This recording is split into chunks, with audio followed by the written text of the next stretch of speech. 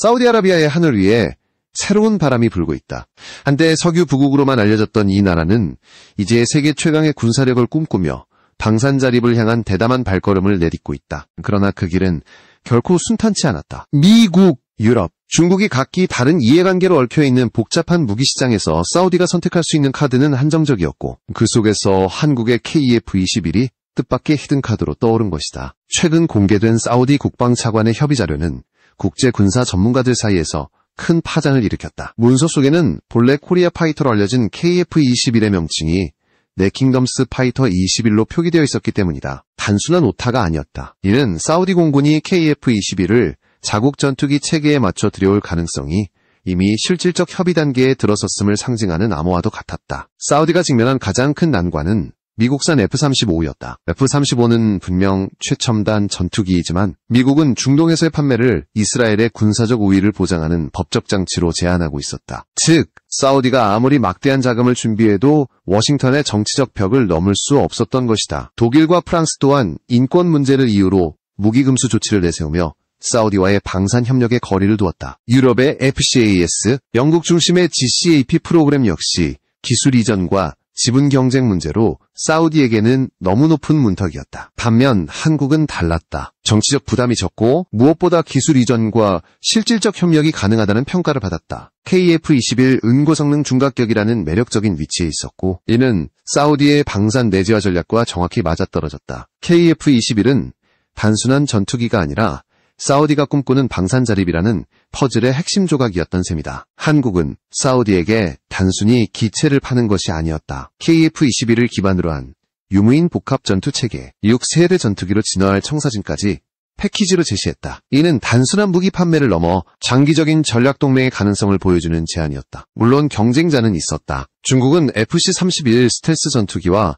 L-15 훈련기를 한꺼번에 제공하겠다는 파격 조건을 내걸었다. 하지만 문제가 있었다. 사우디 공군은 이미 나토 규격 무장을 중심으로 운영되고 있었고 중국산 무기 체계와의 충돌은 피할 수 없는 현실적 제약이었다. 더구나 미국과 유럽은 중국산 무기와의 연동을 철저히 금기시하고 있었고 이는 향후 통합 운용과 유지보수 전반에서 치명적인 비효율을 불러올 수밖에 없었다. 결국 중국의 제안은 달콤한 듯 보였으나 속을 들여다보면 독이 든 성배와도 같았다. 러시아의 수호이 57 역시 선택지에서 배제되었다. 아직 시제기조차 제대로 완성되지 못한 종이 위의 전투기에 불과했기 때문이다. 이런 불확실성은 실전 운용을 중시하는 사우디 입장에서 감히 받아들일 수 없는 리스크였다. 결국 남은 것은 KF-21뿐이었다. 검증된 나토 연동성, 높은 개발 완성도, 그리고 무엇보다 사우디가 원하는 실질적 자율성을 보장할 수 있는 유일한 옵션, 중동 군사 전문 매체, 디펜스 아라비아 역시 한국은 사우디 전력 운용 구조와 가장 유기적으로 연결될 수 있는 파트너라며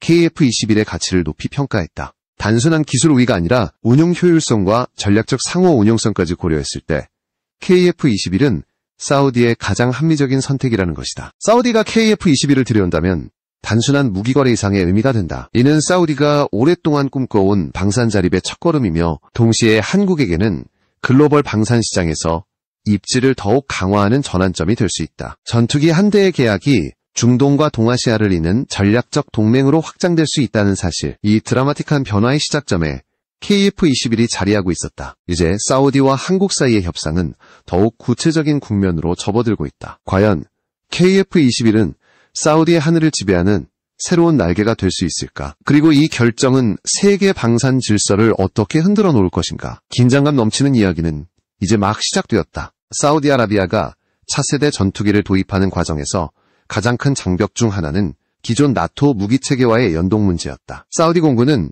이미 미국산 AIM-120 사이드와인더 9X, 유럽의 미티어, 아이리스티 등 다양한 무장을 운영 중이었다. 이 무기들을 새로운 전투기와 완벽히 통합하려면 소프트웨어 소스 코드 개방과 복잡한 통합 작업이 필수적이다. 그러나 이 과정은 단순히 돈을 지불한다고 해결되는 것이 아니다. 미국과 유럽 각국 정부는 소스 코드 공개를 철저히 통제하고 있으며 이는 군사주권과 직결되는 민감한 사안이기 때문이다. 중국이 FC-31 전투기를 내세우며 매력적인 조건을 제안했지만 정작 가장 중요한 연동 문제를 해결할 방법은 제시하지 못했다. 중국이 사우디에 전투기를 수출하려면 미국과 유럽의 승인 없이는 불가능한 수준의 기술 패키지를 제공해야 한다. 그러나 현실적으로 중국이 그런 정치 기술적 지원을 내놓기는 어렵다. 결국 설령 계약이 성사된다 하더라도 후속 비용과 유지보수 문제, 그리고 연동 실패에 따른 전력 공백은 사우디가 감당하기 어려운 위험으로 돌아오게 된다. 반대로 KF-21은 이미 나토 규격을 바탕으로 개발된 플랫폼이었다. KF-21은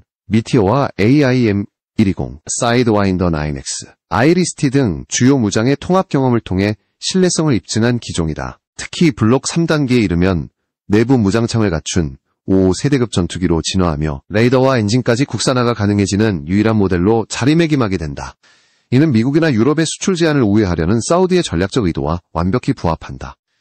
2024년 리야드에서 열린 방산 전시회는 이런 흐름을 잘 보여주었다. 하나 에어로스페이스는 KF-21에 탑재되는 엔진 시제품을 전시하며 현지 관계자들에게 깊은 인상을 남겼다. 전문가들은 만약 사우디가 KF-21 블록 3 프로젝트에 직접 개발 자금을 지원한다면 성능적 한계를 넘어서는 진화형 전투기가 등장할 수 있다고 분석했다. 이는 단순한 구매자가 아니라 공동개발 파트너로서 사우디의 위상을 끌어올릴 기회였다. 여기서 중요한 인물이 등장한다. 바로 사우디의 실권자 무함마드 빈 살만 왕세자였다. 그는 한국을 직접 방문해 국방과학연구소를 시찰했고 심지어 이 연구소를 통째로 사우디로 옮기고 싶다는 발언까지 했다. 이는 단순한 외교 제스처가 아니었다. 한국의 방산 자립 모델을 그대로 자국에 적용하겠다는 강력한 의지의 표현이었다. 실제로 사우디 정부는 공식 외교 채널을 통해 한국식 국방기술 개발 체계를 도입하겠다고 발표했고 ADD를 벤치마킹한 자국무기 연구개발 기관 설립을 추진하고 있다. 사우디가 한국을 선택한 배경에는 명확한 이유가 있다. 사우디는 오랜 기간 막대한 예산을 투입했음에도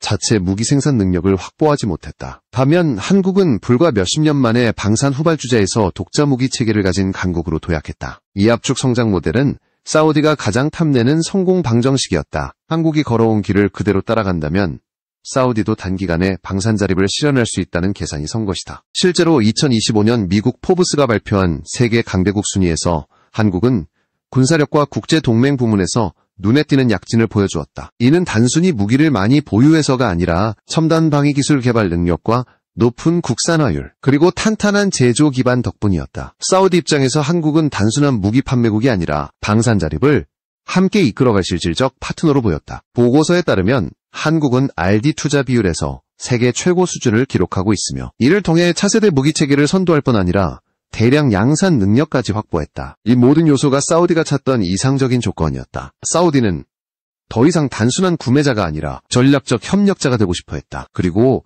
그 중심에 KF-21이 있었다. 중국 역시 가만히 있지 않았다. 최근 FC-31을 J-35라는 이름으로 바꿔 본격적인 수출을 예고했지만 문제는 여전히 해결되지 않았다. 수차례 설계 변경에도 불구하고 기술적 불안정성은 해소되지 않았으며 여전히 완성형 기체조차 확보하지 못한 상태였다. 2011년 첫 공개 이후 13년이 지났음에도 양산은커녕 개발 완성조차 되지 못한 것이다. 더욱이 미국의 기밀 해킹 사건과 맞물려 설계 변경이 이루어졌다는 의혹은 국제사회의 신뢰를 무너뜨렸다. 젠35가 외형적으로는 F-35를 흉내냈지만 엔진 성능의 한계는 극복하지 못했다. WS-13, WS-19, WS-21 등 후속 엔진 개발이 이어졌지만 잇따른 고장과 성능 미달로 실패가 반복되었다. 이는 단순한 모방으로는 진정한 스텔스 전투기를 만들 수 없다는 사실을 보여주었고 사우디가 KF-21을 주목할 수밖에 없는 이유가 되었다. 즉, 사우디가 KF-21을 선택한 것은 가격 때문도 단순한 외형 때문도 아니었다. 실질적 운용 능력, 체계적 완성도, 그리고 신뢰성, 이 세 가지 요소에서 KF-21은 유일하게 모든 조건을 충족시켰다. 사우디가 단순한 전투기 구매가 아니라 한국식 방산 자립 전략의 공동 창출을 노리고 있다는 사실은 이제 더 이상 비밀이 아니었다. 이제 판은 벌어졌다. 사우디 하늘을 지배할 차세대 전투기의 주인공이 누구인지 세계는 숨죽이며 지켜보고 있다. 그리고 무게추는 점점 한국의 KF-21 쪽으로 기울고 있었다. 중국의 젠35와 KF-21의 대결은 단순한 기체 성능의 비교를 넘어 원천 기술과 모방 기술의 차이를 극명하게 드러낸 사례였다. 젠35는 외형적으로는 F-35를 연상시키는 디자인을 갖추었으나 실질적 내구성과 운용 능력에서는 심각한 한계를 노출했다. 특히 엔진 문제는 치명적이었다. 스텔스 전투기의 심장은 단연 엔진인데 중국산 엔진은 고출력과 고연비 성능을 동시에 만족시키지 못해 전투 효율성이 크게 떨어졌다. WS-13, WS-19, WS-21 등 후속 엔진들이 줄줄이 개발되었으나 성능 부족과 고장으로 반복된 실패를 거듭했다. 이는 단순히 겉모습을 흉내내는 것으로는 진짜 전투기를 만들 수 없다는 사실을 보여주는 교훈이었다. 마치 인공지능 분야에서 중국의 딥시크가 오픈 AI의 기술을 모방해 개발되었지만 근본적 한계를 벗어나지 못했던 것처럼 젠 35 역시 모방의 한계에 갇혀 있었다. 반대로 KF-21은 설계 단계부터 나토 규격에 맞춘 무장 통합과 체계적 완성도를 확보하며 진정한 전투기로 자리매김했다. 스텔스 전투기의 성능은 작은 설계 변화에도 민감하다. 기체의 레이더 반사 단면적 RCS은 설계의 미세한 차이만으로도 크게 달라지며 반복적인 설계 변경은 오히려 성능 저하를 불러올 수 있다. 중국이 젠35 개발 과정에서 수차례 설계를 수정하면서 공기역학적 균형과 무게분포에 문제가 생겼고 그 결과 구조적으로 최적의 전투 성능을 확보하기 어려운 상황에 놓이게 된 것이다. 내구성 문제도 심각했다. 중국 전투기의 고질적 약점은 오래전부터 지적되어 왔다. 대표적인 사례로 2011년 중국 공영방송에서 방영된 군사 다큐멘터리 군무연 거리에서 젠10 전투기의 정비 장면이 공개되었다. 당시 군 관계자는 기체 표면에 물을 뿌리면 코팅이 벗겨지고 내부 부품이 부식될 수 있다며 세정제를 묻힌 마른 스펀지로만 청소하라고 지시했다.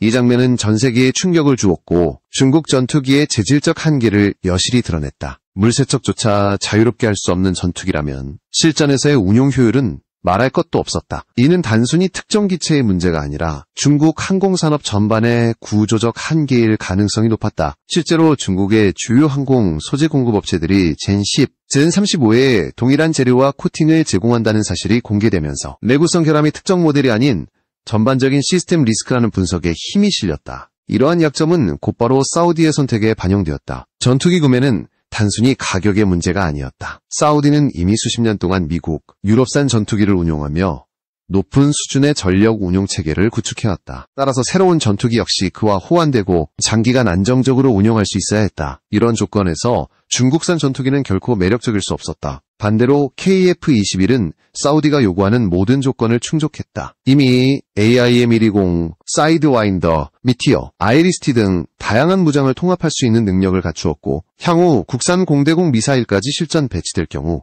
선택의 폭은 더욱 넓어진다. 이는 단순한 기체 성능을 넘어 전략적 유연성을 제공한다는 의미였다. 사우디는 특정 국가의 승인 절차에 발목 잡히지 않고 자국 안보 상황에 맞춰 유연하게 무장을 선택할 수 있게 되는 것이다. 이런 점에서 사우디가 KF-21을 선택한 것은 단순한 무기 구매가 아니라 미래를 함께 만드는 선택이었다. 기술력과 자본력이 결합하면 양국은 공동 개발, 기술 이전, 현지 생산까지 이어지는 방산 시너지를 창출할 수 있다. 이는 글로벌 방산 질서 속에서 한국의 위상을 강화하는 동시에 사우디에게는 방산 자립이라는 오랜 수건을 풀어주는 열쇠였다. 국제사회의 시선도 이 흐름을 주목했다. 중동 군사 전문 매체들은 사우디는 단순히 새로운 전투기를 사는 것이 아니라 한국의 성장 모델을 가져오려 한다고 분석했다. 이는 곧 한국의 방산산업이 단순한 수출국을 넘어 패러다임 제공자로 자리매김하고 있음을 보여준다. 여기에 더해 최근 글로벌 정세 역시 KF-21에게 유리하게 작용했다. 세계 곳곳에서 전운이 감돌며 군비 증강이 가속화되고 있지만 실제로 차세대 전투기를 자체 개발해 실전에 투입할 수 있는 국가는 극히 드물다. 미국, 러시아, 중국조차 여러 제약에 직면해 있고 유럽은 다국적 협력 모델로 인한 복잡한 이해관계로 진척이 더디다. 반면 한국은 KF-21 시제기 시험 비행에 성공하며 이미 성공 대열에 올라섰다. 사우디는 이런 국제 정세를 면밀히 관찰했다. 단순히 무기를 사는 것이 아니라 미래 안보 전략을 함께 설계할 파트너를 찾고 있었던 것이다. 그리고 그 답은 한국의 KF-21이었다. 기술적으로 신뢰할 수 있고 정치적으로도 부담이 적으며 무엇보다 자국 안보 전략에 맞춘 유연성을 제공할 수 있는 전투기. 사우디가 내린 결론은 명확했다. KF-21은 이제 단순한 한국의 전투기가 아니라 중동의 안보 지형을 바꿀 게임 체인저로 부상하고 있었다. 세계가 지켜보는 가운데 사우디와 한국의 협상은 점점 더 긴박한 국면으로 치닫고 있었다. 사우디와 한국의 협력이 본격화되자 국제 무기시장의 판도가 흔들리기 시작했다. 전통적으로 중동의 무기시장은 미국과 유럽이 주도해왔고 중국은 저가 전략으로 틈새를 파고들며 점유율을 확대하려 했다. 그러나 KF-21이라는 새로운 변수는 이 구도를 송두리째 뒤흔들었다. KF-21은 단순히 가격 경쟁력만을 내세우는 기체가 아니었다. 이미 검증된 기술력, 나토와 호환되는 무장체계, 그리고 장기적으로 6세대 전투기로 진화할 수 있는 잠재력을 갖추고 있었다. 사우디가 KF-21을 선택한다는 것은 곧 한국이 방산 시장에서 새로운 중심축으로 부상한다는 의미였다. 특히 사우디의 무함마드 빈 살만 왕세자가 직접 KF-21 프로젝트에 관심을 보였다는 사실은 세계적으로 큰 반향을 불러일으켰다. 그는 한국 방문 당시 단순히 전투기 성능만을 점검한 것이 아니라 한국이 이룬 방산자리 단기간에 독자 무기 체계를 구축한 한국의 압축 성장 모델은 사우디가 추구하는 방산자력 전략과 정확히 일치했다. 한국이 걸어온 길을 따라가면 사우디 역시 빠른 시간 안에 방산 강국으로 도약할 수 있다는 확신을 얻은 것이다. 사우디 정부는 이미 자국 내에 한국식 국방연구개발기관을 설립하겠다는 계획을 공식화했다. 이는 단순히 기술을 사오는 것이 아니라 한국식 시스템을 이식하여 자체적인 방산 생태계를 구축하겠다는 전략이었다. 사우디는 더 이상 석유 자본으로 무기를 사들이는 국가가 아니라 자체 방산 역량을 가진 국가로 변신을 꾀하고 있었다. 그리고 이 변신의 파트너로 선택된 나라가 바로 한국이었다. 여기서 중요한 점은 사우디의 이러한 선택이 국제정치에도 파급력을 미친다는 사실이다. 미국은 여전히 이스라엘의 군사적 우위를 보장하기 위해 F-35의 판매를 제한하고 있다. 유럽은 인권 문제와 무기금수 조치로 발목이 잡혀 있다. 중국은 기술 불안정성과 정치적 불신으로 발목을 잡혔다. 결국 사우디가 신뢰할 수 있는 선택지는 한국뿐이었다. 이는 한국이 글로벌 방산 질서에서 미국, 유럽, 중국과 어깨를 나란히 하는 제 사회축으로 떠오른 것을 의미했다. KF-21의 매력은 단순히 현재의 성능에 국한되지 않는다. 블록 3단계에 진입하면 내부 무장창을 갖춘 5세 대급 전투기로 진화하며 국산 F-414 엔진이 개발 완료되면 레이더부터 엔진까지 핵심 기술의 국산화가 가능해진다. 이는 단순한 무기 수출이 아니라 사우디와의 공동 개발을 통해 맞춤형 전투기를 만드는 길이 열리는 것이다. 사우디가 자본을 투자하고 한국이 기술을 제공한다면 양국은 기존의 방산 협력을 넘어 전략적 동맹 관계로 격상될 수 있다. 이러한 변화는 중국에게는 치명적인 타격이었다. 중국은 오랫동안 FC-31, 젠-35 등을 내세우며 중동과 아프리카 시장에서 영향력을 확대하려 했다. 그러나 성능 부족과 내구성 문제, 그리고 무엇보다 국제적 신뢰 부족으로 연전연패를 거듭했다. 대표적인 사례가 세르비아였다. 세르비아는 중국의 오랜 파트너이자 친중 국가로 알려져 있었지만 결국 전투기 선택에서 중국을 버리고 프랑스의 라파를 택했다. 중국이 제시한 파격적인 가격에도 불구하고 세르비아는 성능과 신뢰를 우선시한 것이다. 태국 역시 마찬가지였다. 태국은 노후화된 F-16과 그리펜을 대체하기 위해 새로운 전투기를 찾고 있었다. 후보에는 중국의 젠-10C와 젠-35가 포함되어 있었으나 실전 모의 교전에서 중국 전투기가 처참하게 패배하면서 태국은 신형 그리펜 도입을 최종 확정했다. 이는 중국산 전투기의 실체를 드러내는 결정적 장면이었다. 이처럼 중국이 세계 무대에서 연이어 고배를 마시는 사이 한국의 FA-50과 KF-21은 빠르게 수출 시장을 석권하고 있었다. FA-50은 가성비와 신뢰성을 무기로 동남아, 유럽 시장에서 잇따라 계약을 따냈고 KF-21은 차세대 전투기로서 중동과 아시아에서 주목받고 있었다. 특히 폴란드와의 대규모 방산 계약은 한국이 단순한 무기 수출국을 넘어 전략적 방산 파트너로 인정받는 계기가 되었다. 사우디가 KF-21을 도입한다면 그 상징성은 더욱 크다. 세계 최대 산유국이자 중동의 핵심 국가가 한국과 손을 잡는다는 것은 곧 중동 전체의 방산 지형이 변할 수 있다는 뜻이다. UAE, 카타르, 쿠웨이트 등 주변국들도 사우디의 선택을 주목하고 있으며 이는 연쇄적인 수요로 이어질 가능성이 크다. KF-21은 단순한 한 나라의 전투기가 아니라 글로벌 방산 질서를 재편할 시발점이 되고 있었다. 한국과 사우디의 협력은 이제 단순한 무기 거래가 아니라 국제정치와 안보 지형을 뒤흔드는 새로운 서막을 열고 있는 것이다. 세계의 눈이 리야드와 서울로 향하고 있었다. 두 나라가 어떤 결정을 내리느냐에 따라 글로벌 방산 시장의 힘의 균형이 달라질 수 있었다. 그리고 그 중심에는 언제나 KF-21이